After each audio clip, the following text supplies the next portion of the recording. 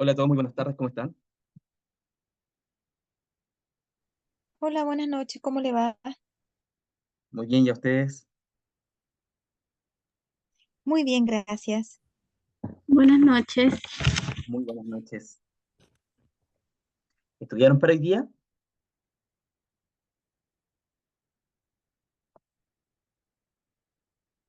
Repasaron la materia un poquito, ¿no?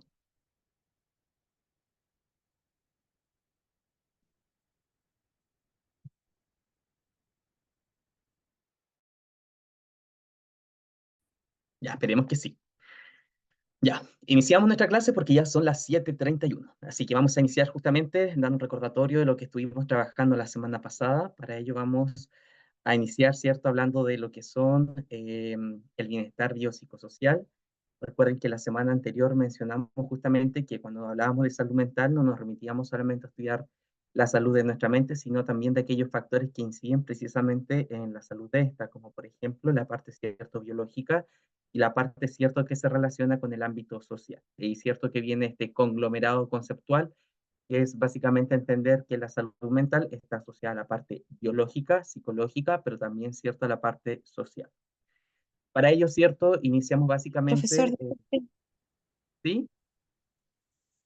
que se escucha cortado, se Me escucha conecto cortado. entonces con el teléfono. Me conecto con el teléfono de manera inmediata para que me puedan escuchar mejor. ¿Ya? Me dan un minuto. Am,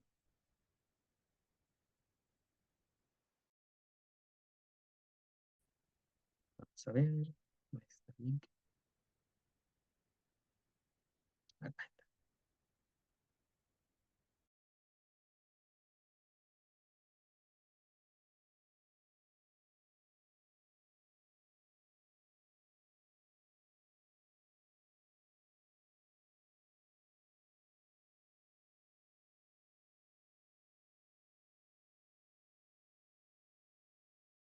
¿Ahora sí me escuchan mejor?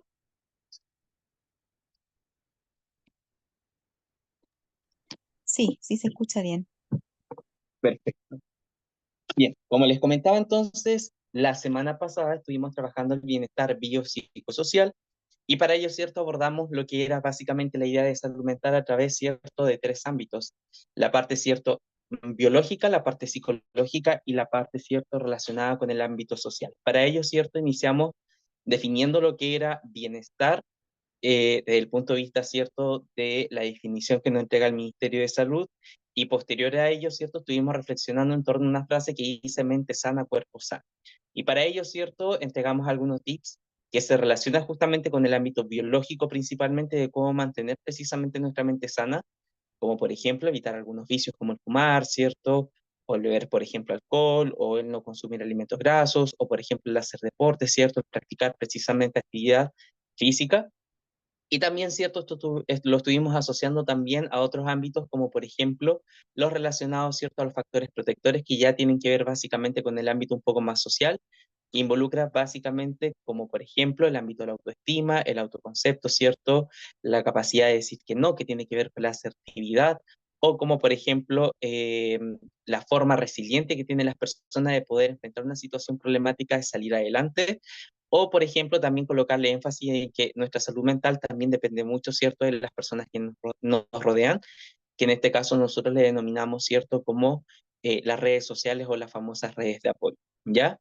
Y yo les mencioné que para esta clase, ¿cierto?, íbamos a estar trabajando parte precisamente de un ensayo, que es un ensayo, ¿cierto?, de la parte de psicología, donde íbamos a abordar básicamente una serie de conceptos que ya hemos estado trabajando en clases, ¿ya? La clase anterior alcanzamos a revisar, ¿cierto?, algunas preguntas, pero vamos a partir, ¿cierto?, de cero para ver justamente si es que ustedes recuerdan o no lo que estuvimos trabajando, ¿ya? Así que lo que vamos a hacer es lo siguiente. Yo voy a proyectar ahora de manera inmediata lo que sería, ¿cierto?, nuestro ensayo del eje psicología y, ¿cierto?, ustedes en el chat me van a ir respondiendo, ¿cierto?, más o menos cuál es la alternativa correcta que ustedes creen, ¿cierto?, que refleja, en este caso, respuesta a la pregunta que se les va a hacer, ¿ya? No nos vamos a demorar tanto porque en realidad hoy día quiero iniciar también con el ámbito filosófico, con el otro eje, ¿cierto? Para darle también la importancia que tiene y de esta manera, ¿cierto?, ya abordar todos los contenidos que se asocian a esa área, ¿ya? Así que por pregunta más o menos vamos a dar como 1 o 2 minutos para que puedan justamente poder resolverlas. ¿Les parece? Por eso les preguntaba si habían estudiado o no. Bien, proyectamos entonces de manera inmediata. Ahí, ¿cierto? Ya estoy compartiendo con ustedes. Vamos a proyectar pantalla completa para que se pueda ver bien. Y esto ya lo resolvimos en la clase anterior, pero vamos nuevamente, ¿cierto?, a recordar algunas de las cositas que hemos estado trabajando. A ver, creo que no se ve.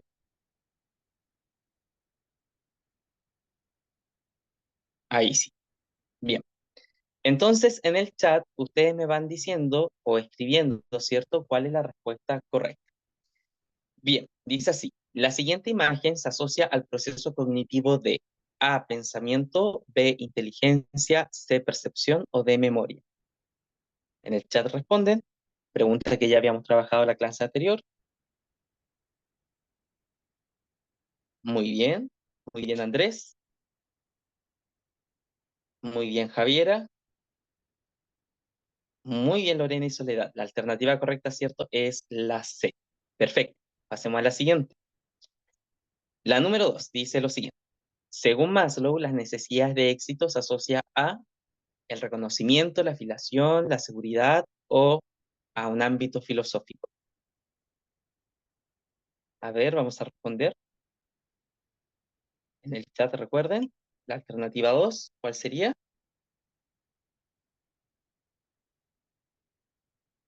La necesidad de éxito. Se asocia el reconocimiento, la afiliación, la seguridad o a lo que sería en este caso el ámbito fisiológico. Había dicho filosófico, ¿no? Ya. Alicia me dice que la alternativa correcta es la C.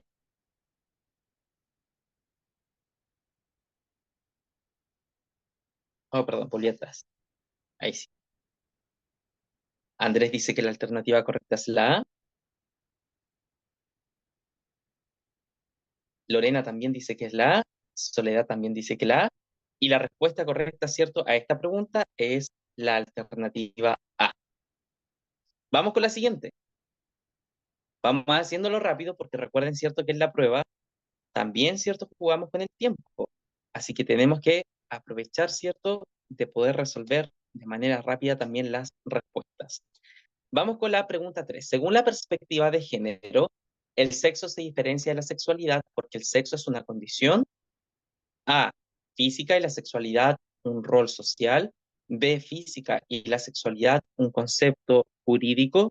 C, biológica y la sexualidad, un proceso cultural.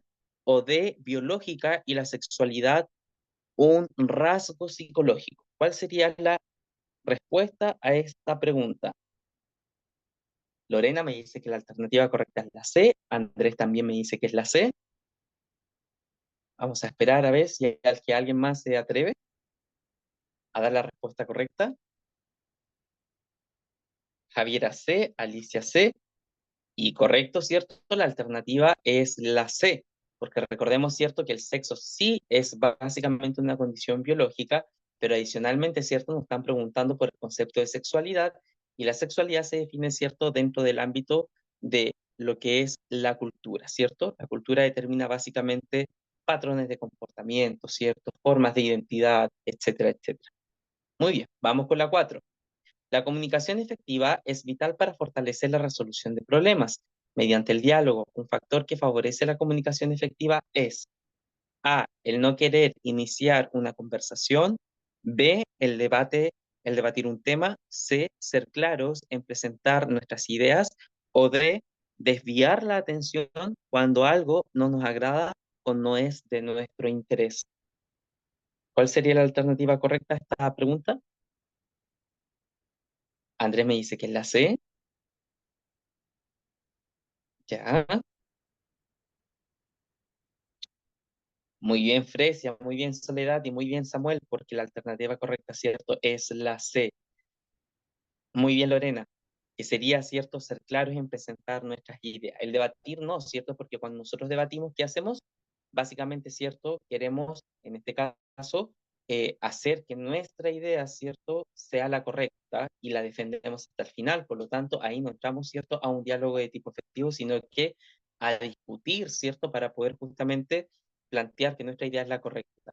Así que muy bien para aquellos que pensaron, ¿cierto?, que era la C, porque es la respuesta correcta. Siguiente, ¿qué es la resiliencia? Es un concepto nuevo.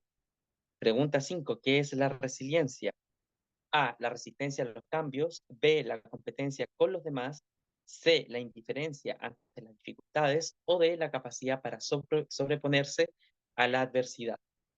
Andrés me dice que la alternativa correcta es la D. Javiera también dice que es la D. Soledad también menciona que es la D. Muy bien, Fresia, porque la alternativa correcta, ¿cierto?, de las 5, efectivamente es la D. Muy bien. La capacidad, ¿cierto?, que tenemos para poder enfrentarnos y sobreponernos, ¿cierto?, a las dificultades, adversidades o problemas. Muy bien. Resiliencia, no lo olvido. 6. ¿En qué consiste una de las diferencias entre sentimiento y emoción? A. El sentimiento es perdurable y la emoción es transitoria. B. La emoción generalmente es negativa y el sentimiento no. C. La emoción se mantiene estable en el tiempo y, en este caso, ¿cierto?, los sentimientos varían. O D. El sentimiento se expresa en una reacción corporal, mientras que la emoción no. ¿Cuál sería la alternativa correcta? A ver. Buenas noches, Carolina. Aquí, ¿cierto? Andrés nos dice que la alternativa correcta es la A. Samuel también me dice que la alternativa correcta es la A. Muy bien. A ver, ¿hay alguien más? Muy bien, Javiera, también dice que la A. Muy bien, Alicia, porque la alternativa correcta, ¿cierto?, es la A. Muy bien, Precia. El sentimiento, ¿cierto?, es algo que puede perdurar en el tiempo, mientras que una emoción, ¿cierto?, es breve. Mientras dure un estímulo, va a durar la emoción. Por lo tanto, la respuesta correcta efectivamente es la A. Vamos con la siguiente. ¿Cuál de estos procesos cognitivos se encarga de la resolución de problemas?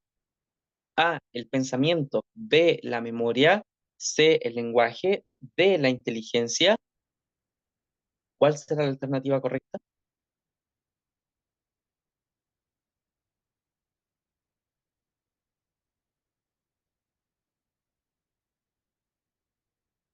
D, dicen por acá. Andrés y Javiera me dicen que es la D.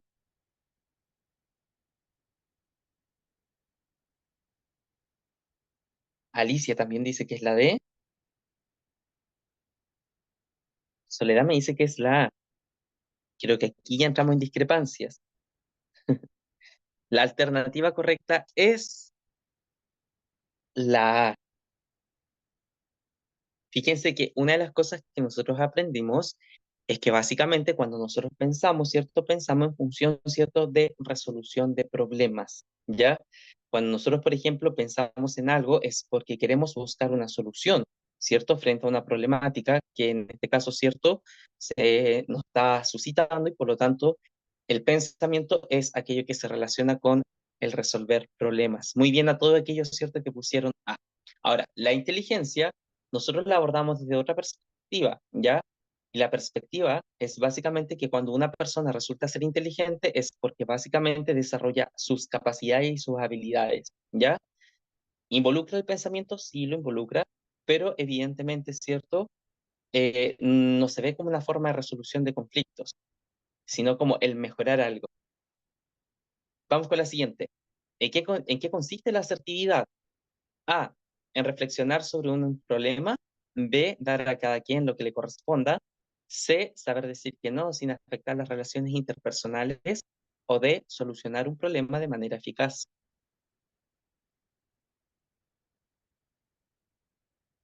A ver, ¿cuál será la respuesta de la 8?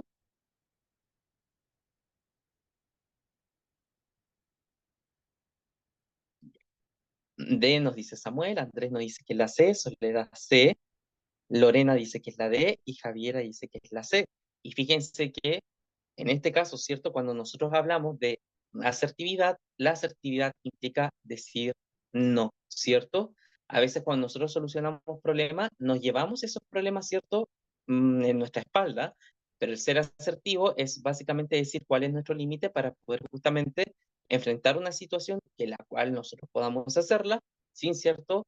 Herir tal vez a alguien cuando no queremos justamente llevarnos esa sobrecarga emocional. Por lo tanto, la respuesta correcta de la 8 es la C. Muy bien a todos los que mencionaron C y los que no, ¿cierto? No importa porque así, ¿cierto? Se aprende. Vamos con la siguiente. Según la perspectiva de Fromm, en él se encuentran dos factores importantes. Es incondicional e inculca al niño el amor a la vida. Debe ser para ello una mujer feliz. ¿A qué tipo de amor corresponde la definición anterior?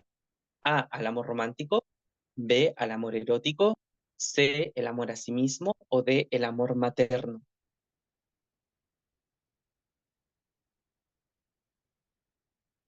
A ver, la respuesta a esta pregunta. Según cierto, la idea de amor de Fromm, el amor incondicional, que ese amor cierto que se le inculca al niño para la vida, ¿a qué tipo de amor corresponderá? ¿Romántico, erótico, a sí mismo, materno? Lorena nos dice que el amor materno. Javiera también, Alicia también. Andrés, ¿qué pasó? Samuel, ¿qué pasó? Ah, Samuel nos dice que es la C, Frecia nos dice que es la D.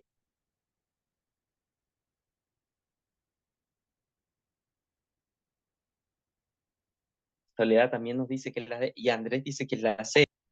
El amor, cierto, que es incondicional, es el amor materno. Por lo tanto, la respuesta correcta de la 9 es la D. La D. Vamos con la siguiente. 10. Patrón único de pensamientos, sentimientos y conductas determinadas por la herencia y por el ambiente relativamente estable y duradero que diferencia a cada persona de las demás. ¿A qué aspecto del ser humano hace referencia la definición? ¿Al hábito, a la personalidad, al temperamento o al comportamiento?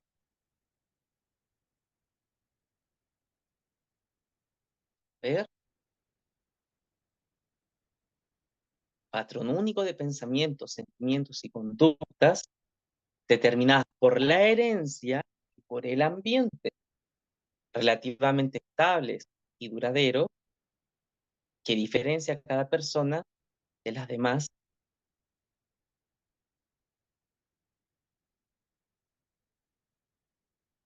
Ah, tengo varias respuestas. A ver, vamos a ver. Frecia, Lorena, Andrés, Javiera nos dice que es la B y Alicia nos dice que es la C.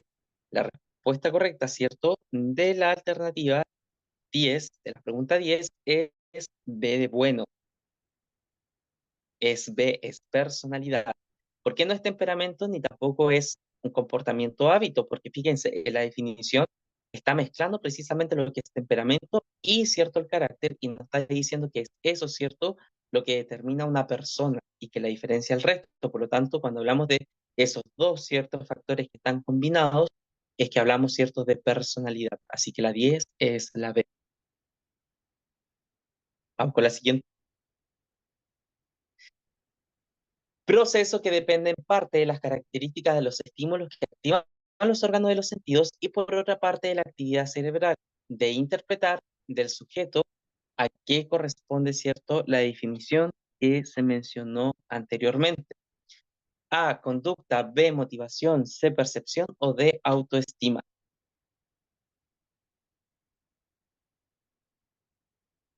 Grecia nos dice que es la C.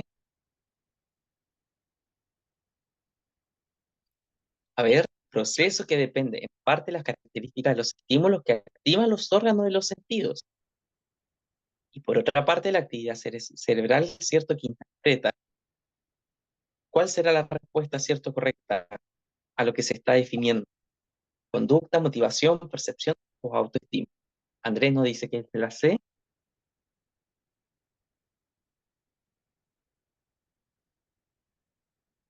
Y no hay más respuestas. Vamos, vamos, estudiantes. Yo sé que ustedes pueden. Si tienen dudas, no importa, coloquen igual, ¿cierto?, la alternativa que ustedes crean. Soledad dice que es la B, motivación. Lorena dice que es conducta. Samuel dice que es motivación. Javiera dice que es motivación. Y la respuesta correcta es la C de casita. Es percepción. Fíjense que la definición parte diciendo proceso que depende en parte de las características de los estímulos que activan los órganos de los sentidos. Por lo tanto, cuando hablamos precisamente de la activación de órganos de los sentidos y cómo estos se interpretan posteriormente, es que está hablando, ¿cierto?, de los procesos perceptivos. ¿Ya? Por lo tanto, la respuesta correcta era la C. Vamos con la siguiente. La memoria a largo plazo se asocia A, emociones solo positivas; B, emociones neutras; C, pensamiento inductivo; o D, emociones positivas y negativas.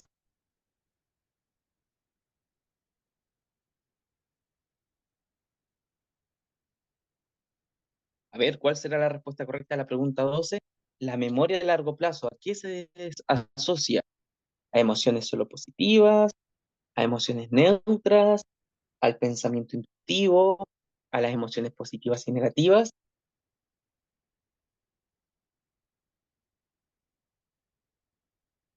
Recuerden que cuando hablamos del proceso de memorización dijimos que existían varios tipos de memoria, una a corto plazo y una a largo plazo. Y la a largo plazo, ¿cierto?, son aquellos tipos de memoria que nosotros recordamos casi siempre. Samuel nos dice que es la D. El primero, ¿cierto?, que se atrevió a darnos la respuesta. Andrés también apuesta por la D. Lorena también apuesta por la D. Javiera también apuesta por la D. Muy bien, Javiera. Y fíjense que todos, ¿cierto?, están en lo correcto porque la alternativa correcta, muy bien, Soledad, es la D de Diosito, ¿cierto? La memoria a largo plazo es una memoria que almacena ciertos recuerdos significativos, pero esa significación, ¿cierto?, la entregan precisamente las emociones extremas como lo más positivo, ¿cierto?, o lo más negativo. Por lo tanto, la D es la respuesta correcta a esta interrogante. Vamos a ver si quedan más. Ah, sí. Observa la imagen, luego responda. ¿Qué se deduce de la imagen que observa? A, la realidad difusa. B, cada uno ve la realidad a partir de su perspectiva. C, la verdad es solo una. O D, ambas personajes llegan a un consenso de lo que observan. Samuel, sin titubear, ¿cierto?, nos dice que es la B. Lorena también nos dice que es la B. Muy bien, Soledad también dice que es la B. ¿Quién más nos aporta con una respuesta?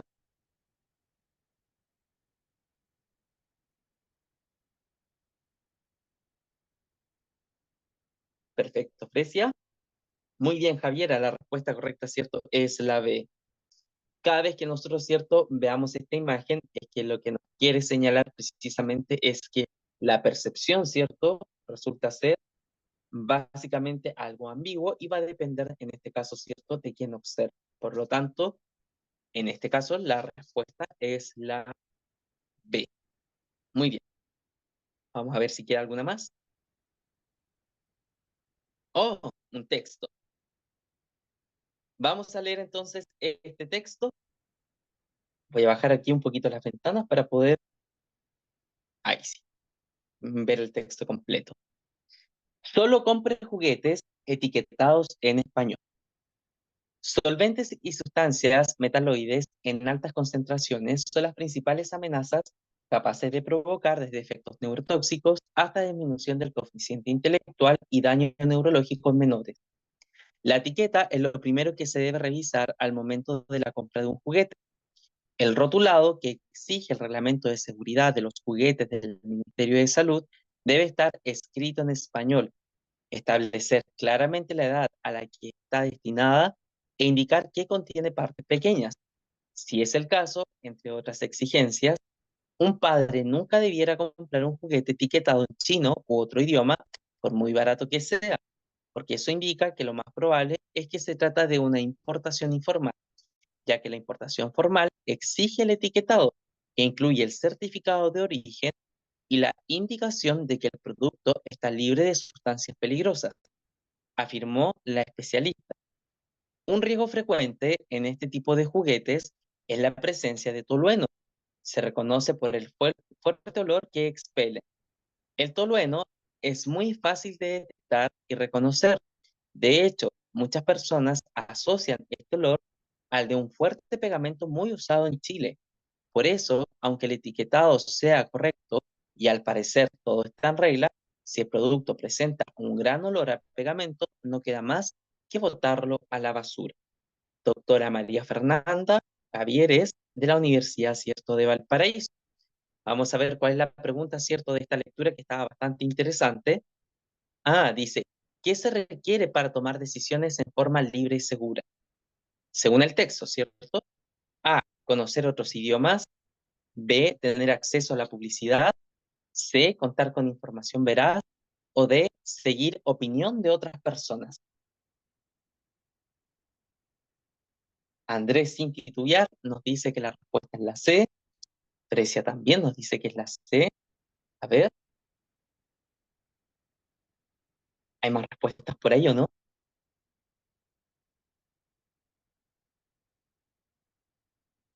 Alicia y Samuel también nos dice que es la C.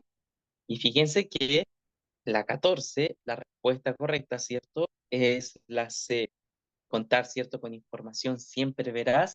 Y de esa manera, ¿cierto?, podemos tomar decisiones que sean seguras. Muy bien, Lorena. También puso que era la C. Vamos con la siguiente, si es que nos quedan más. Sí. Hay otra, ¿cierto?, pregunta. En una oficina donde varios trabajadores comparten un mismo espacio, se han generado conflictos debido a a las frecuentes conversaciones y el gusto de algunos por escuchar música en volumen alto. ¿Cuál sería la forma de resolver este conflicto de modo que todos los involucrados queden satisfechos? A, obedeciendo lo que indique el jefe. B, consensuando pautas de comportamiento. C, imponiendo el punto de vista del que es más popular. D, esperar o esperando que la situación se resuelva con el paso del tiempo. Alicia Fresia nos dice que es la B. Samuel nos dice que es la A.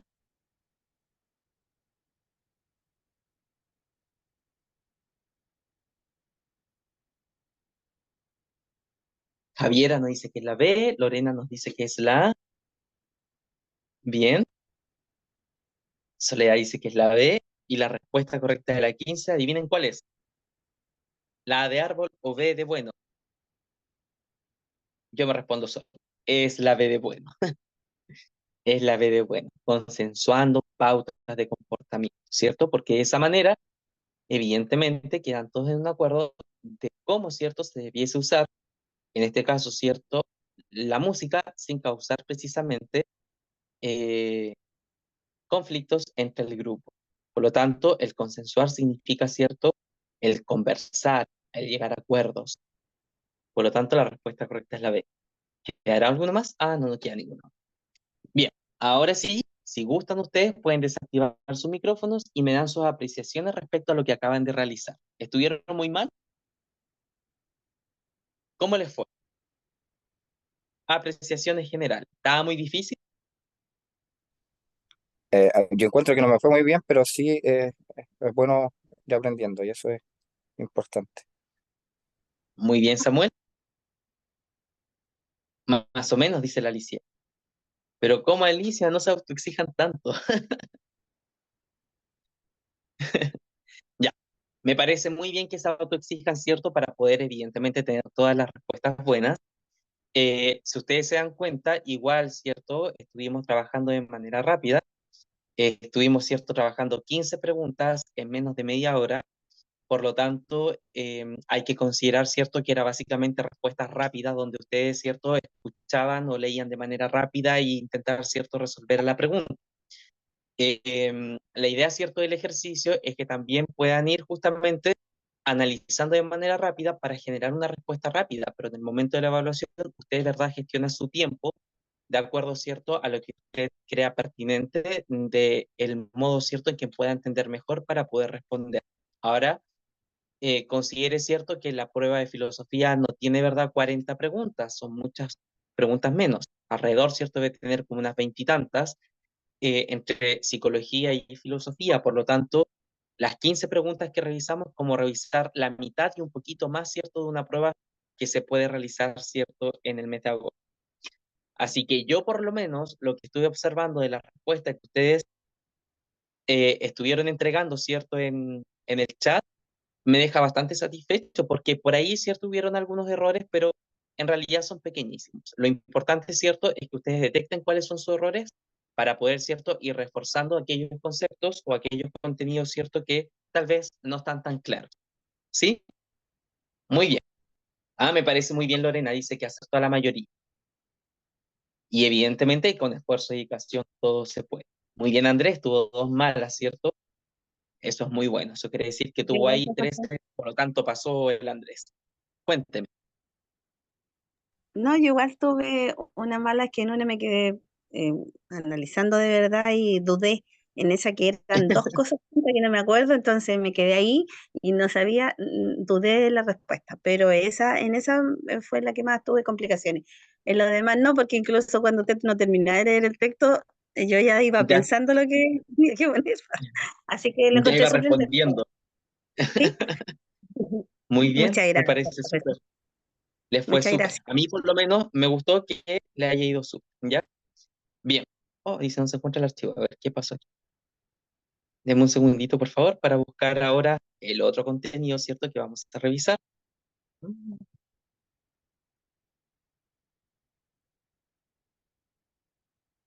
Bien. Mientras yo busco el archivo, ¿cierto? Que tenemos que trabajar hoy día, me gustaría que ustedes me comentaran un poquito qué tanto saben de filosofía, que han escuchado sobre esta disciplina. No sobre psicología, sobre filosofía. A ver si han escuchado sobre algún filósofo, de dónde surge, qué es lo que estudia, si es útil o no es útil el día de hoy. Mientras yo busco el archivo porque me ha parecido que había un error. Ah, pueden desactivar su micrófono por si acaso. Ah, ya. Pensé que lo había perdido. La filosofía, profesor, es el amor a la sabiduría, que viene del griego. Yo la Muy había buscado, bien, que significa amor y sofía, sabiduría. Y también estudia las problemáticas diversas, yo lo busqué eso la otra vez, las problemáticas diversas, como son el conocimiento, la mente, la conciencia, la ética, el lenguaje, la belleza y la moral. Porque me muy acuerdo que bien. tenía un profesor que me exigía eso, y por eso cuando usted enseña, yo me quedo ahí porque me gustaba cuando el profesor explicaba eso. Y como que esas cosas a uno como que le quedan tan grabadas así en la cabeza. Así que eh, eso, pues, profesor. Que no se le escapa. Su nombre, Nada. no, mire, usted es Fresia, ¿No? ¿cierto? Sí, yo soy Fresia, profesor. Ah, ok, perfecto. Lo que pasa es que estoy en dos pantallas, pero no alcanzo a ver quién me está hablando, pero sé, por ahí leí Fresia, así que supongo que es Fresia. Sí, Sí, yo sé. Fresia, tiene toda la razón. Fíjese que una de las cosas, ¿cierto?, que uno enseña cuando inicia, ¿verdad?, el módulo de filosofía es lo que significa, ¿cierto?, de manera etimológica la palabra, ¿ya? Y usted lo ha descrito muy bien, porque en algún momento cuando yo les hablé de psicología también les dije, etimológicamente, ¿cierto? Psicología significa estudio, ¿cierto?, del alma o la mente. Ahora, recordad, ¿qué es etimología? Etimología es la raíz de la palabra, de dónde proviene. Y muchas veces, ¿cierto?, las palabras que son todas de origen latina, como es el caso del español, tienen un significado distinto, ¿cierto?, al habitual que uno conoce eh, con básicamente el idioma, ¿cierto?, que uno en este caso se comunica o habla. Em, por ejemplo, yo les decía, Claudio es mi nombre, ¿cierto? Pero Claudio viene, ¿cierto?, de una raíz etimológica que significa hombre cojo, ¿ya? Y que tal vez uno nunca lo va a asociar con el nombre, como esa significación. En el caso, por ejemplo, de la filosofía, muy bien dice usted, ¿cierto? Y aquellos que pudieron leer con anticipación el material, significa amor a la sabiduría, ¿ya? Y fíjense que esta definición viene de una conjugación, ¿cierto?, de prefijos y sufijos, que en este caso, ¿cierto?, es Sofía, que viene del concepto sofos, que significa sabio, por eso es cierto, la Sofía, cuando uno busca qué significa ese nombre, sabiduría, y verdad viene de filo, que viene, cierto, del latín filial, que significa, cierto, amor, ¿ya? Por lo tanto, cuando uno junta estas palabras, se traduce filosofía como amor a la sabiduría, ¿ya? Y fíjense que la definición etimológica reduce básicamente a entender qué significa esta disciplina, ¿ya? Que es básicamente el querer conocer, el querer aprender, ¿ya? La filosofía es una disciplina que comúnmente se entiende como aquella que busca el conocimiento de tipo verdadero. No cualquier conocimiento, no por ejemplo una creencia o una especulación, sino que aquello que resulte ser verdadero. Ahora, muchos dirán, ¿es útil la filosofía? Bueno, para aquellos cierto que les gusta la vida intelectual, aquellos cierto que son reflexivos, aquellos que les gusta ser críticos, aquellos que les gusta pensar e ir más allá, por ejemplo, de lo visible o aquello que te pueden entregar, es útil, ¿ya? Pero en la práctica, evidentemente la filosofía tal vez no resulte ser tan útil porque en esa indagación sobre la verdad es muy difícil, ¿cierto?, que usted encuentre una verdad absoluta que resulte ser entregada por un filósofo, ¿ya? Y yo le hago la siguiente pregunta. Si yo a usted le digo, ¿cuál es el sentido de la vida? Tal vez Fresia, ¿cierto?, que me acaba de hablar, me dirá, ¿verdad?, cuál es el sentido de la vida que tiene ella. Tal vez yo le puedo decir cuál es el sentido de la vida que yo puedo, ¿cierto?, creer. Tal vez, por ejemplo, Andrés tiene otro sentido de la vida, ¿cierto? U otro compañero tal vez me pueda entregar otra definición distinta. Ahora, ¿cuál de todas esas definiciones, apreciaciones sería la correcta? ¿Todas? ¿Ninguna? Todas. Todas, mientras se fundamente, ¿cierto?, en criterios que realmente sean aterrizados, todas van a resultar ser precisamente correctas. Y eso ocurre mucho en la filosofía, que cuando uno, por ejemplo, intenta encontrar soluciones mediante teorías filosóficas, hay muchos filósofos, ¿cierto?, que tienen distintas visiones respecto a, por ejemplo, la pregunta que acabamos de realizar. Y no solamente aquella, su compañera también amplió, ¿cierto?, el campo de la filosofía y nos dijo, ¿cierto?, cuáles eran las áreas de estudio de ella.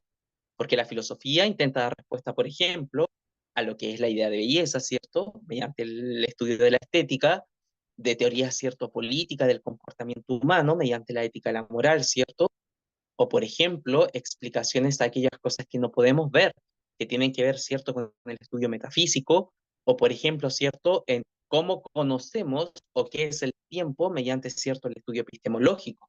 Y así, ¿verdad? En otras áreas, como por ejemplo en el área de las ciencias, de la medicina u otras, ¿cierto? Y en todas intenta dar respuesta, pero lamentablemente, ¿cierto? No encontramos una respuesta única a una interrogante. Por eso, ¿cierto? Cuando nosotros decimos qué tan práctica resulta ser la filosofía, es que la filosofía no es práctica, pero sí, ¿cierto? Desde el punto de vista del desarrollo de la habilidad, del cuestionar, del querer preguntar, de ir más allá, ¿cierto? O de querer buscar una solución mediante la interrogación, evidentemente, ¿cierto? Es lo útil que nos puede entregar esta disciplina. Y fíjense que por eso, ¿cierto? Se llama amor a la sabiduría y no amor al conocimiento, porque lo que busca la filosofía no es, cierto, tomar un libro y aprender solamente teoría, sino que aquello que nosotros hemos aprendido resulte ser útil, ¿ya? El preguntarse es útil, porque gracias a la pregunta se han desarrollado muchas cosas, ¿sí? Bien, ¿han escuchado por ahí decir que los niños son más filósofos que un adulto? Sí, ¿Por qué? porque hoy día los niños tienen más argumentos. Cuando uno les pregunta algo, ellos explican. Yo tengo, mire, profesor, yo tengo un nieto de 4 años y cuando yo le pregunto algo, él me lo explica, pero tan bien. E incluso un día yo le dije que yo no entendía esos monos que él, con los que él jugaba. Y me dijo, siéntate a mi lado y yo te voy a explicar, me dijo. Entonces, yo encuentro que hoy día tienen ese argumento tan despierto, esa habilidad tan para razonar que le explican todo. Muy bien. Fíjese que por ahí va, porque los niños, cierto, ven la vida de manera más simple que un adulto. Muy bien, Lorena, tiene más argumentos, son más claros. Fíjense que hay varios filósofos que evidentemente nos dicen que el hacer filosofía tal vez puede ser para todos, ¿sí? Pero no todos somos filósofos. Incluso yo, cierto, que estudié filosofía, no me considero filósofo porque yo no hago filosofía, ¿ya? Yo estudié teoría filosófica, pero yo no hago filosofía. En mi casa, es cierto, yo no estoy escribiendo filosofía, ni estoy investigando sobre la filosofía, no. Yo estudié teoría, cierto, filosófica. Ahora, ¿por qué a los adultos les es tan difícil precisamente filosofar y por qué para los niños es más sencillo? Los niños básicamente preguntan por absolutamente todo, porque todo, ¿cierto?, le llama la atención, porque la vida para ellos es más simple y evidentemente eso, ¿cierto?, le da indicios para poder indagar, ¿cierto?, respecto a lo que está a su alrededor. Los adultos no. Los adultos, ¿cierto?, somos más racionales. Ya no vemos, ¿cierto?, el mundo de manera más simple, sino que el mundo lo vemos como un problema en el cual, por ejemplo, hay que encontrar soluciones y sobrevivir, ¿cierto?, al mundo. Tenemos otras responsabilidades. Y eso, ¿cierto?, nos ha quitado algo tan esencial que es el punto de partida de la filosofía, que es aquello, ¿cierto?, que nosotros llamamos asombro, ¿cierto? Aquello que nos llama la atención, aquello que nos motiva. Platón y Aristóteles, que son dos filósofos, ¿cierto?, muy reconocidos en el ámbito de la historia antigua, nos plantea precisamente que todo tipo, ¿cierto?, de sabiduría o todo indicio, ¿cierto?, del querer conocer, parte precisamente por la capacidad que tenemos de asombrarnos de aquellas cosas que nos rodean. ¿Sí? Bien, fíjense, un niño se asombra porque las estrellas, ¿cierto?, están en el cielo. Usted simplemente las encuentra bellas. ¿Sí? Un niño le puede preguntar 10.000 veces, ¿cierto?, por qué hay tantos árboles, y usted, ¿cierto?, ya sabe por qué hay tantos árboles, porque puede haber, ¿cierto?, una forestal, ¿ya? Por lo tanto, nosotros, ¿cierto?, que somos más racionales, perdemos esa capacidad de poder asombrarnos del mundo, y por lo tanto nos alejamos, ¿cierto?, de la filosofía. Y un niño, ¿cierto?, que está recién conociendo el mundo, es básicamente una piscina, ¿cierto?, llena de elementos de las cuales todos le asombra y de las cuales todos quieren encontrar una respuesta. Por lo tanto, el punto de partida, ¿cierto?, de la filosofía es esa capacidad de asombro, ¿ya? Y justamente mencionamos que los niños, ¿cierto?, se acercan más porque tienen esa idea, ¿cierto?, de querer preguntar por absolutamente todo. A ver, ¿alguien en el chat me había puesto algo? Oh, hay muchas cosas. Tiene más argumentos, son más claros. Sí, ya lo había leído, ¿cierto, Lore? Muy bien. Ahora, fíjense que Platón y Aristóteles mencionan precisamente que el asombro es algo, ¿cierto?, que evidentemente emerge del alma, porque en ese entonces, ¿cierto?, no se tenía un estudio acabado de psicología. Hoy día el asombro, ¿con qué lo asociamos en el ámbito psicológico? Con sorpresa puede ser, como una sorpresa, Muy bien. ¿Y la sorpresa qué es? una emoción. Una emoción. Una emoción. Fíjense que es una emoción. Por lo tanto, ¿cierto? Antes los filósofos creían, ¿cierto?, que el alma ejecutaba, ¿cierto?, esa capacidad de asombro, pero hoy día, ¿cierto?, entendemos que el asombro como parte de una emoción secundaria que está asociada, ¿cierto?, a la sorpresa, en este caso, ¿cierto?, es aquello que nos lleva y nos motiva justamente a querer conocer, ¿ya? Bien. ¿Y qué queremos conocer? Todo, aquello que nos llame la atención. Muy bien. ¿De dónde surge la filosofía? ¿Alguien sabe en el punto geográfico exacto dónde surge? ¿En qué parte del mapa?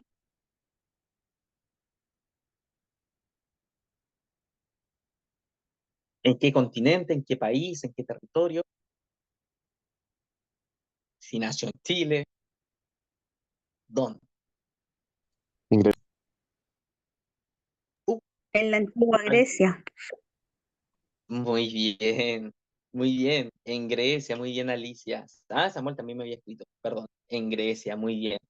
Fíjense que vamos a hacer una distinción, ¿ya? Nosotros hablamos de filosofía griega porque estamos refiriéndonos, ¿cierto?, a Occidente, es decir, a Europa. ¿Y por qué hacemos esta distinción? Porque también hay una filosofía oriental que hace alusión, ¿cierto?, a los países que corresponden a Asia. Desde el punto de vista, ¿cierto?, histórico, evidentemente Asia es mucho más milenario, ¿cierto?, en su tradición, reflexión y pensamiento, por lo tanto podríamos atribuir que la filosofía ya, ¿cierto?, es mucho más antigua que la que nosotros estamos estudiando, pero hay una pequeña diferencia que nos lleva justamente a estudiar la filosofía europea o occidental, que es básicamente el hecho de que los orientales, los asiáticos, ¿cierto?, su filosofía está enmarcada, ¿cierto?, de una serie de creencias y tradiciones que hacen, ¿cierto?, que sus pensamientos resulten ser con bases de carácter subjetiva. La filosofía, ¿cierto?, occidental que nosotros estudiamos es una filosofía cuyo propósito, como lo dije al principio, es básicamente querer buscar la verdad. Y motivo de ello, ¿cierto?, es que nosotros, ¿cierto?, estudiamos la filosofía que nace precisamente en la cultura griega, ¿ya?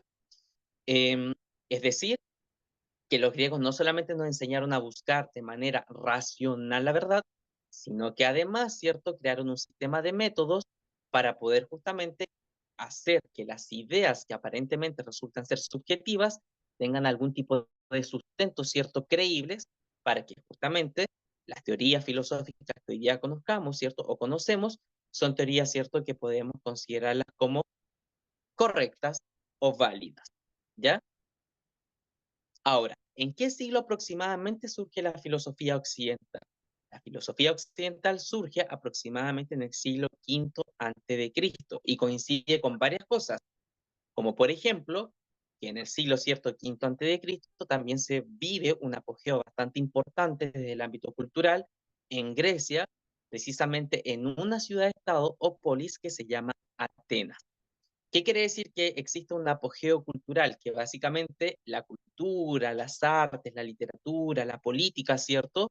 Están en un estado de bonanza, están como en una suerte, ¿cierto?, de eh, curvatura, en una cúspide, y por lo tanto, ¿cierto?, la gente se ilustra, comienza a pensar, ¿cierto?, comienza a crear espacios, ¿cierto?, de reflexión, comienza, ¿cierto?, la sociedad evidentemente a emerger porque establece sistemas de normas, ¿cierto?, consensuados, etcétera, etcétera.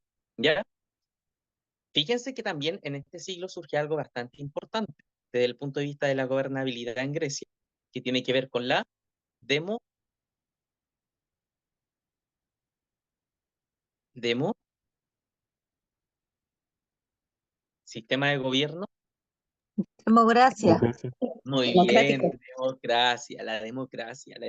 La democracia surge precisamente en este siglo en Grecia, siglo V antes de Cristo. Y fíjense que cuando surge la democracia en el siglo V, había muchos filósofos que no estaban de acuerdo, ¿cierto?, con los sistemas democráticos, ¿ya?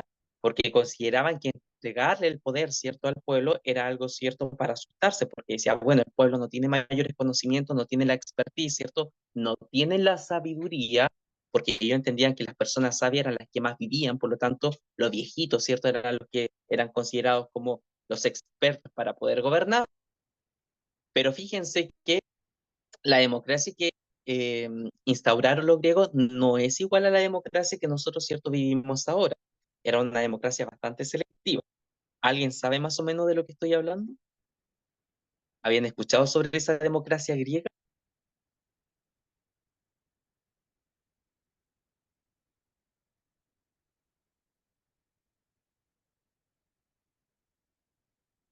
¿No? ¿Nunca? Ya, no importa, yo les digo. Fíjense que esa democracia era selectiva porque, de partida, no todos podían precisamente ser partícipe de ella. Para poder justamente ser partícipe de la democracia tenían que ser ciudadanos. Y los ciudadanos eran solamente hombres, que en este caso, ¿cierto?, fueran considerados libres, es decir, nunca haber estado en un estado de esclavitud. También, ¿cierto?, no podían ser extranjeros, tenían que haber nacido precisamente en la polis ateniense. También, ¿cierto?, debían poseer algunos bienes. Es decir, que de todas las personas que habían, solamente un pequeño segmento, grupo de personas podían gobernar y decidir, ¿cierto?, por todos. Pero fíjense que estos ciudadanos, ¿cierto?, que cumplían con estos requisitos, se les daban dos derechos importantísimos. Uno de ellos era el derecho, ¿cierto?, a la libertad de expresión o derecho a la palabra, como se conocía en ese entonces, y el segundo, ¿cierto?, era la igualdad ante la ley. Fíjese que la filosofía se propició también, ¿cierto?, gracias a uno de estos derechos democráticos que tiene que ver con la libertad de la palabra. ¿Qué quiere decir libertad de palabra? Que las personas, ¿cierto?, que tenían este derecho podían justamente comunicar sus pensamientos o sus ideas, ¿cierto?, sus teorías en lugares públicos, como por ejemplo en las plazas, ¿cierto?, en las ágoras, o por ejemplo en los mercadillos, ¿cierto?, donde se reunía la gente para poder justamente discutir sobre temas importantes relacionados a la ciudad, y esto permitió, ¿cierto?, que los filósofos del periodo, como por ejemplo Sócrates, ¿cierto?, pudiesen justamente expandir sus conocimientos respecto, ¿cierto?, a diferentes teorías del ámbito filosófico. Y como ya les enuncié, Sócrates, ¿cierto?, fue conocido como el padre, ¿cierto?, de la filosofía, porque fue uno de los primeros, precisamente, en crear un método, sin darse cuenta de él, que consiste básicamente en dar a luz, ¿cierto?, el conocimiento, o básicamente entendido también como el método mayéutico. ¿Habían escuchado sobre el método mayéutico? ¿Nunca?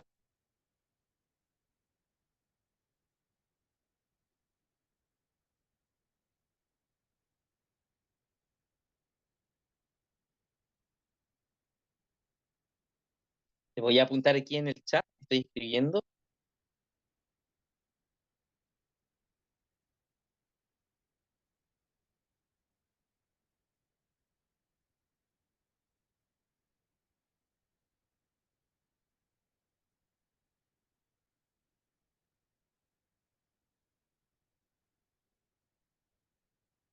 Uh.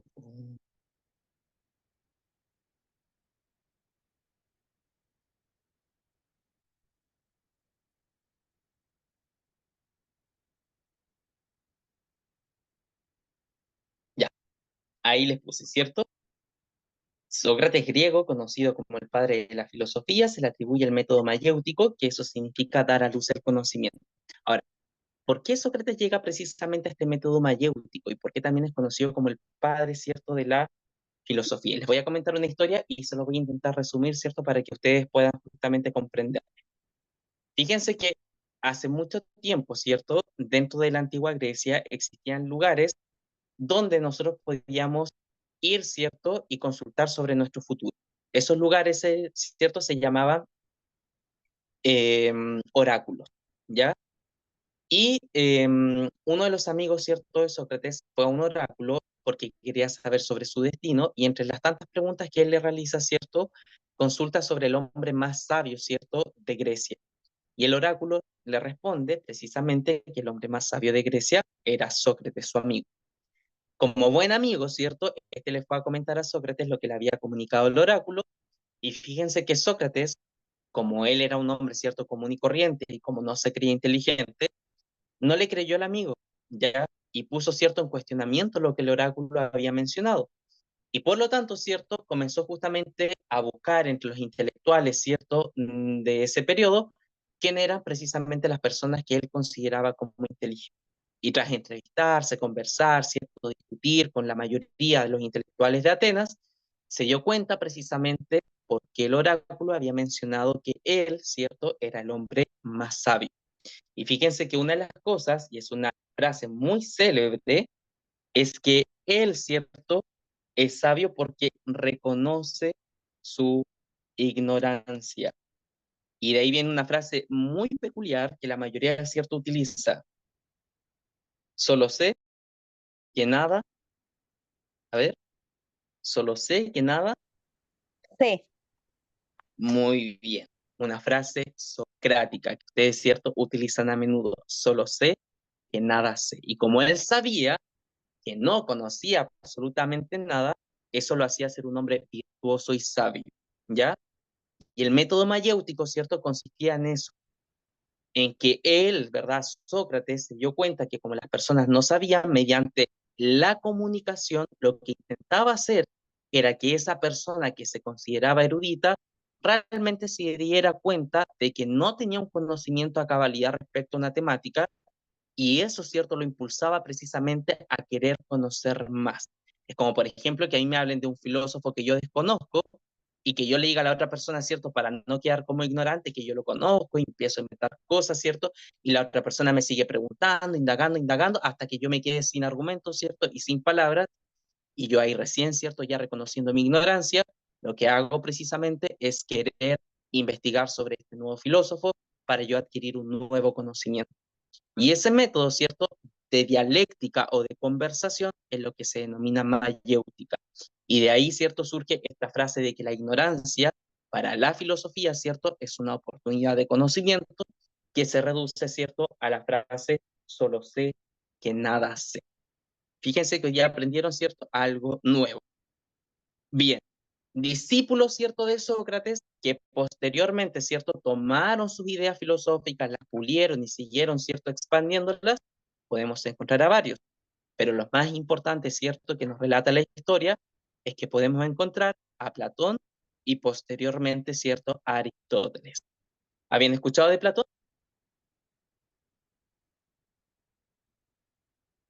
¿Alguna vez habían escuchado del filósofo Platón? ¿Sí?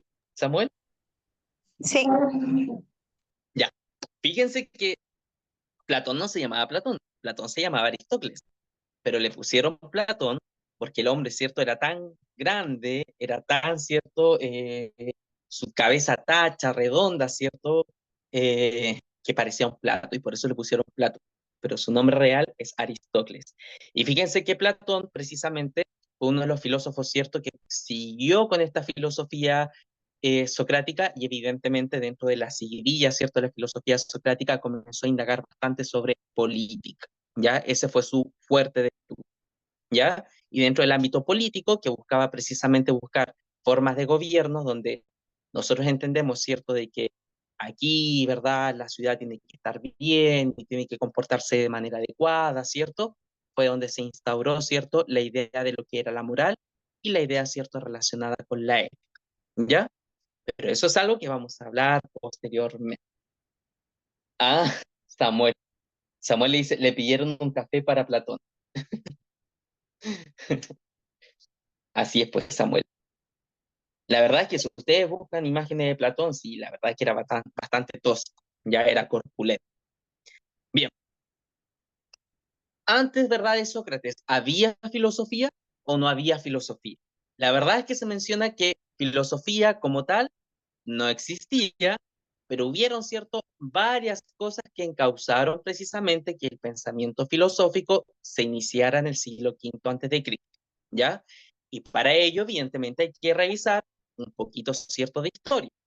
Por eso, ¿cierto?, ya no ahora, porque ya va a ser el tiempo, sino que la próxima clase vamos a hablar sobre mitología, porque fíjense ustedes que antes de la filosofía existía cierto algo que nosotros llamamos, cierto, el conocimiento especulativo, que se basa precisamente en las creencias. Y para poder estudiar esto nos tenemos que meter un poquito, cierto, en las narraciones míticas, que eran básicamente las creencias que tenían las civilizaciones, sobre todo las primarias, en relación, cierto, a cómo se daban algunas cosas, como por ejemplo los fenómenos naturales, y cómo la explicaban mediante hombres, ¿cierto? Y criaturas sobrenaturales, ¿ya? Pero eso sí, lo vamos a estar revisando la próxima clase. Así que la próxima clase, intenten indagar ustedes sobre algún mito griego, algún mito, ¿cierto? De alguna cultura de nuestro país, ¿cierto? De alguna etnia que a ustedes les llame la atención, y vamos contrastando, ¿cierto? Lo que ustedes buscaron versus, ¿cierto? Lo que yo les voy a señalar, para ver si hay similitudes, ¿cierto? Culturales o no en las distintas explicaciones, ¿cierto? Relacionadas al mito. Ya, pues, mis estimados estudiantes, se acabó la clase. Pasó rápido. Nos estamos viendo ya la próxima semana. Gracias, profesor, tu Espero entretenida la hayan clase. aprendido harto. Chao, chao, se cuidan. Muchas gracias, que esté bien. Chao, Igual, gracias. aprovechen ya a tomarse un cafecito. Chao, chao.